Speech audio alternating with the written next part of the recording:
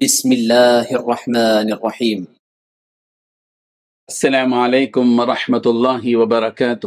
الحمد للہ وکفی وسلام علی عبادہ الذین اصطفی، اما بعد۔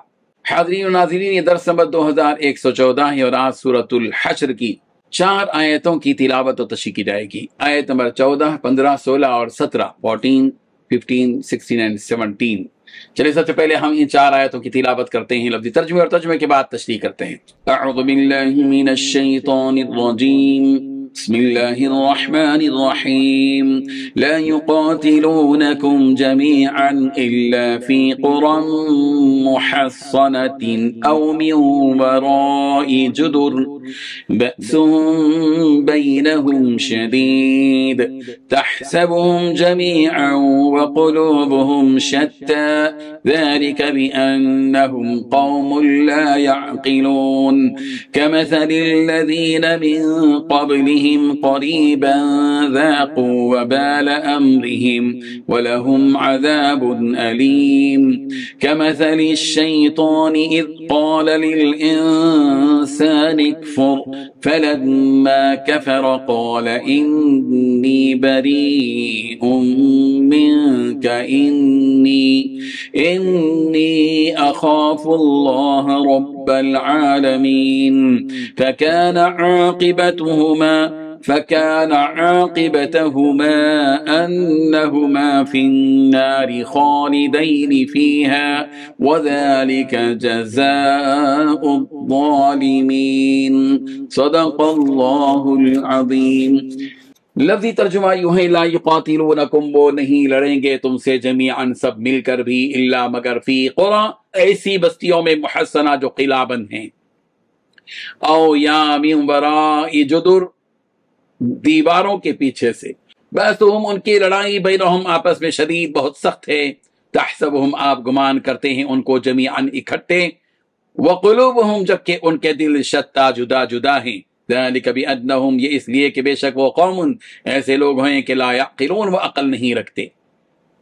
کمثل الذین، مانند صفت ان لوگوں کے جو من قبلہم، ان سے پہلے ہوئے، قریباً، قریب ہی، ذاقوا، انہوں نے چکھ لیا، وبال امرہم، اپنے کام کا وبال، ولہم، اور ان کے لیے، عذاب علیم، دردناک عذاب ہے۔ کمثل الشیطان، مانند حال شیطان کی، اذ، جب، قال، کہا اس نے، للانسان، انسان سے، کہ اکفر، تو کفر کر، فلما، پھر جب، کفر، وہ کفر کرتا ہے، قال، تو شیطان کہتا ہے، انی، بلا شبہ میں، بری ہوں، من کا، تجھ سے، انی، بے شک میں، اخاف، ڈرتا ہوں، اللہ سے، رب العالمین، رب العالمین۔ فکانا، لہذا ہے، عاقبتہما، ان دونوں کا انجام، انہما، کہ بے شک وہ دونوں، فی النار، آگ میں ہوں گے، خالدین، وہ ہمیشہ رہیں گے، فیہا، اس میں، وذالک، اور یہی ہے، جزاء الظالمین، ظالموں کی جزا۔ ترجمہ یوں ہے، یہ سب لوگ اکٹھے ہو کر بھی تم سے جنگ نہیں کریں گے، مگر ایسی بستیوں میں جو قلعوں میں محفوظ ہوں، یا پھر دیواروں کے پیچھے چھپ کر، ان کی آپس کی مخالفتیں بہت سخت ہیں، تم انہیں اکٹھا سمجھتے ہو، حالانکہ ان کے دل پھٹے ہوئے ہیں، یہ اس لیے کہ یہ وہ لوگ ہیں جنہیں عقل نہیں ہے۔ ان کی حالت ان لوگوں کی سی ہے جو ان سے کچھ ہی پہلے اپنے کرتوت کا مزہ چکھ چکے ہیں، اور ان کے لیے دردناک عذاب ہے۔ ان کی مثال شیطان کی سی ہے کہ وہ انسان سے کہتا ہے کہ کافر ہو جا، پھر جب وہ کافر ہو جاتا ہے تو وہ کہتا ہے کہ میں تجھ سے بری ہوں، میں اللہ سے ڈرتا ہوں جو سارے جہانوں کا پروردگار ہے۔ چنانچہ ان دونوں کا انجام یہ ہے کہ وہ دونوں دوزخ میں ہوں گے، جہاں وہ ہمیشہ رہیں گے، اور یہی ظلم کرنے والوں کی سزا ہے۔ ان 4 آیتوں میں 12 باتیں بیان کی گئی ہیں۔ پہلی بات، یہ سب لوگ اکٹھے ہو کر بھی تم سے جنگ نہیں کریں گے۔ دوسری بات، مگر ایسی بستیوں میں جو قلعوں میں محفوظ ہوں، یا پھر دیواروں کے پیچھے چھپ کر۔ تیسری بات، ان کی آپس کی مخالفتیں ہی بہت سخت ہیں۔ چوتھی بات، تم انہیں اکٹھا سمجھتے ہو، حالانکہ ان کی دل پھٹے ہوئے ہیں۔ پانچویں بات، یہ اس لیے کہ یہ وہ لوگ ہیں جنہیں عقل نہیں۔ چھٹی بات، ان کی حالت ان لوگوں کی طرح ہے جو ان سے پہلے اپنے کرتوت کا مزہ چکھ چکے ہیں۔ ساتویں بات، ان کے لیے دردناک عذاب ہے۔ آٹھویں بات، ان کی مثال شیطان کی طرح ہے کہ وہ انسان سے کہتا ہے کہ کافر ہو جا۔ نویں بات، پھر جب وہ کافر ہو جاتا ہے تو کہتا ہے کہ میں تجھ سے بری ہوں۔ 10ویں بات، میں اللہ سے ڈرتا ہوں جو سارے جہانوں کا پروردگار ہے۔ 11ویں بات، ان دونوں کا انجام یہ ہے کہ وہ دونوں دوزخ میں ہوں گے، جہاں وہ ہمیشہ رہیں گے۔ 12ویں بات، یہی ظلم کرنے والوں کی سزا ہے۔ बुजुर्गान मोहतरम, मुसलमानों की उन यहूदियों और मुनाफिकों के दिल में जो हैबत थी उसका हाल बयान करते हुए अल्लाह तबारक व तआला फरमा रहे हैं कि जब कभी उन यहूदियों और मुनाफिकों को तुमसे लड़ना पड़े तो उनके अंदर इतनी हिम्मत नहीं कि वो तुम्हारा रूबरू होकर मुकाबला कर सके। जब लड़ना ही पड़ा तो ये लोग अपनी बस्तियों में मौजूद मजबूत किलों के पीछे से तुम पर वार करेंगे या फिर किसी दीवार का सहारा लेकर और उसके पीछे छुप कर वार करेंगे।